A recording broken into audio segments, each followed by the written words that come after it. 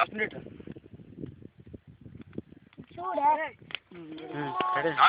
మీరు ఇలా చేయటం ఏంటి?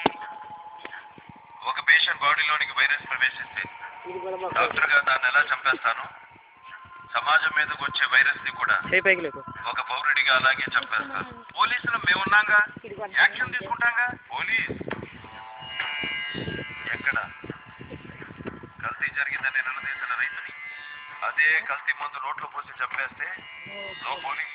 కాంట్రాక్టర్లను చంపేసి టెండర్లు పిలిచిన లేడీ ఆఫీసర్ ని తీసుకెళ్లి రేప్ చేస్తే నో పోలీస్. ఇదేంటి అని ఎదురు ప్రశ్నిస్తే దారుణంగా చంపేసినప్పుడు నో పోలీస్.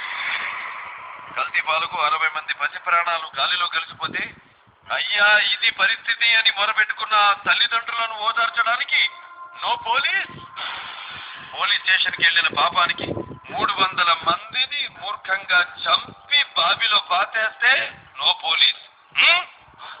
అప్పుడు లేవని నోరు. ఆఫ్టర్ ఆల్ ఒక క్రిమినల్ ని చంపితే లేస్తుందే.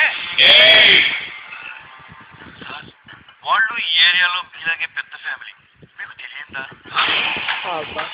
పెద్ద ఫ్యామిలీయా? మానాగా వద్దు. ఫ్యామిలీ చరిత్రల గురించి మాట్లాడొద్దు ఎస్పీ. చరిత్ర అంటే మాది. చరిత్ర సృష్టించాలన్నా మేమే, దాన్ని తెరగ రాయాలన్నా మేమే. వాళ్ళంతా నాడి ఫూల్, బుర్రద జాతి. నో మోర్ ఆర్గ్యుమెంట్స్ ఎస్పీ గారు. మీ దగ్గర దాయడానికి ఏమీ లేదు. క్లారిటీగా క్లియర్ గా చెప్తున్నా, తప్పు చేసిన వాడిని చంపేయడమే. No police.